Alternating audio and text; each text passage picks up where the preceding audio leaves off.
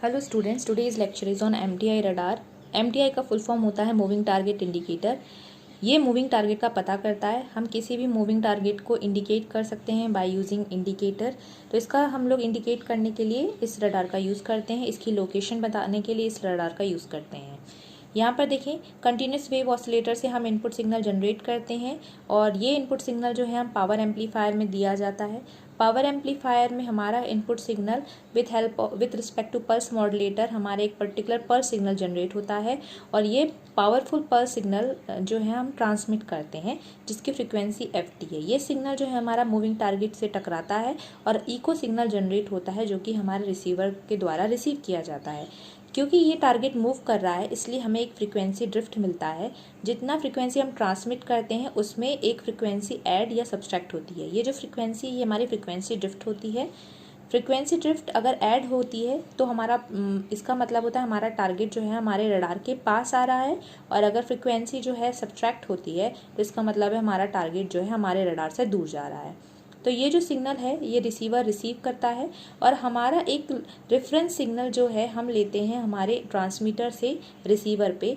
ये जो हमारा इको सिग्नल है और हमारा जो रेफरेंस सिग्नल है, इन दोनों को कंपेयर किया जाता है और अगर टारगेट जो है मूव कर रहा है तो कोई पर्टिकुलर फेज डिफरेंस आएगा, वह फेज डिफरेंस हमारा इंडिकेटर इंडिकेट करेगा।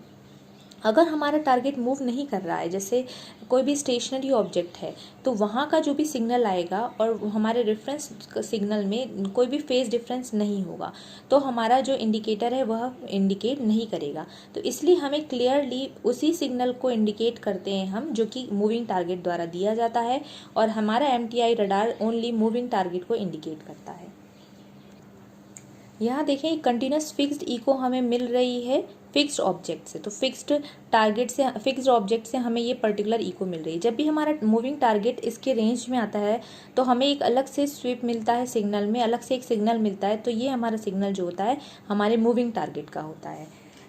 देखिए यहाँ पर हमें कंटिन्यूसली ये पल्स मिल रही है हमारे सिग्नल में, बट यहाँ देखें हमारे रडार में तो कंटिन्यूसली हमें एक पर्टिकुलर पॉइंट पे फेज शिफ्ट मिल रहा है या मूविंग टारगेट को इंडिकेट करता है। तो यहाँ पर जो फ्लक्चुएशन है सिग्नल में वो हमारा मूविंग टारगेट इंडिकेट करता है। यहाँ पर ये जो सिग्नल है वो कंटिन्यूसली सेम आ रहे हैं, same phase shift same frequency के साथ। तो ये जो सारे सिग्नल हैं वो हमारे मूविंग टारगेट द्वारा कैंसिल आउट किया जाता है, और ये सिग्नल जो होते हैं वो जिसे हम क्लटर कहते हैं, ऑब्जेक्ट जो स्टेशनरी होता है उनके द्वारा दिए गए सिग्नल्स को हम क्लटर्स कहते हैं। तो इनको हमारा मूविंग टारगेट जो है वो कैंसिल आउट कर देता है। तो सिर्फ इन्हीं सिग्नल्स को हम यूज़ करते हैं जो कि मूविंग टारगेट द्वारा आए हुए सिग्नल होते हैं। अब डिटेल ब्लॉक डायग्राम देखते हैं मूविंग टारगेट इंडिकेटर रडार का। तो यहाँ पर हम लोग एक ट्रांसमिटेड सिग्नल बना रहे हैं जिसकी फ्रीक्वेंसी F0 + FC है। ये हमारा स्टेबल लोकल ऑसिलेटर होता है जिसकी फ्रीक्वेंसी F0 है, और उसको हम ऐड करते हैं कोहेरेंट ऑसिलेटर की फ्रीक्वेंसी FC के साथ। तो ये मिक्सचर द्वारा ऐड किया जाता है F0 + FC। ये पर्टिकुलर सिग्नल फ्रीक्वेंसी जो है हमारे पल्स मॉड्यूलेटर और पावर एम्पलीफायर की हेल्प से एक ट्रांसमिटेड सिग्नल बनता है जिसकी पावर बहुत ज़्यादा होती है और वो पल्स सिग्नल होता है। तो इसकी जो फ्रीक्वेंसी है वो F0 + FC है, जिसे हम ट्रांसमीटर द्वारा ट्रांसमिट करते हैं।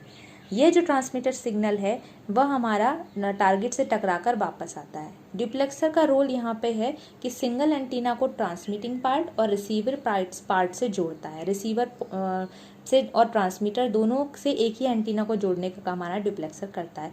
तो हमारा रिसीव सिग्नल ड्यूप्लेक्सर द्वारा रिसीव किया जाता है। इस एंटीना से यहाँ पे सिग्नल गया। अब हमारा जो मूविंग टारगेट है उसके कारण हमारे सिग्नल फ्रीक्वेंसी में एक फेज शिफ्ट मिलता है, फ्रीक्वेंसी शिफ्ट मिलता है, जिसे हम कहते हैं फ्रीक्वेंसी ड्रिफ्ट।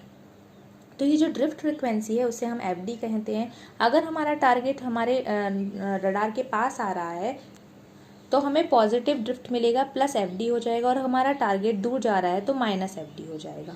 फिर ये जो सिग्नल है हमारा मिक्सचर में गया। यहाँ पर देखें हमारा जो ये रिसीवर जो है हमारा यहाँ पर मिक्सचर स्टेलो फ्रीक्वेंसी और जो रिसीव फ्रीक्वेंसी को उससे द्वारा एक सम फ्रीक्वेंसी जनरेट करता है जो कि हमें मिलती है FC ± FD, और यह फ्रीक्वेंसी हम इनपुट देते हैं IF एम्पलीफायर में। IF एम्पलीफायर का इनपुट और कोहेरेंट ऑसिलेटर का इनपुट कंपेयर किया जाता है। ये जो सिग्नल है यही वही रेफरेंस सिग्नल है जिसको हमने फर्स्ट ब्लॉक डायग्राम में जिसकी बात की थी।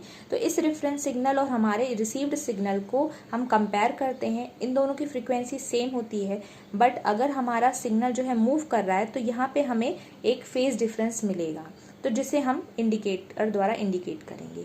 तो यहाँ पर हमने क्या किया, सिग्नल को हम फर्दर फॉरवर्ड करेंगे आगे, और हमारा जो सिग्नल है वो एक प्लेन सिंपल बिना डिले होकर सब्ट्रैक्टर में जाएगा और हमारा सिग्नल एक डिले होकर सब्ट्रैक्टर में जाएगा। अगर यहाँ पर हमारा जो सेम एम्पलीट्यूड का सिग्नल है और सेम फेज डिफरेंस का सिग्नल है अगर सब्ट्रैक्टर में जाता है तो हमारा आउटपुट में 0 आएगा, आउटपुट में हमारा कैंसिल आउट हो जाएगा सिग्नल। क्यों? क्योंकि ये जो सिग्नल आया है वो हमारा स्टेशनरी ऑब्जेक्ट से आया है। बट अगर हमारा सिग्नल जो है वो फेज चेंज कर रहा है तो हम उसको पहले सिंपल भेजेंगे और फेज चेंज वाला सिग्नल डिले होकर जाएगा, तो वहाँ पे पर्टिकुलर सब्ट्रैक्ट होने के बाद हमें कुछ आउटपुट मिलेगा और ये आउटपुट हमारा MTA रडार में जाएगा। जो आउटपुट हमारा कंटिन्यूस फेज डिफरेंस देता है वो हमारा आउटपुट जो है वो मूविंग टारगेट के द्वारा आया हुआ सिग्नल है। तो हम यहाँ पर इंडिकेट कर पाएंगे मूविंग टारगेट को। तो फेज डिले लाइन और फेज डिटेक्टर का इसमें बहुत इंपॉर्टेंट रोल है, जिसके द्वारा हम फेज चेंज इन फेज के कारण हम हमारे मूविंग टारगेट को इंडिकेट कर पाते हैं। और अगर स्टेशनरी टारगेट है तो हमारा फेज डिफरेंस जो है वो नहीं आएगा और हमारा सेम एम्पलीट्यूड का सेम फेज का सिग्नल जो है वो सब्ट्रैक्टर में कैंसिल हो जाएगा। और फेज डिफरेंस आ रहा है इसका मतलब हमारा टारगेट मूव कर रहा है और जिसे हम इंडिकेट कर देंगे हमारे इंडिकेटर में। तो ये हो गया हमारा moving target indicator. Thank you. Please like, subscribe and share my channel.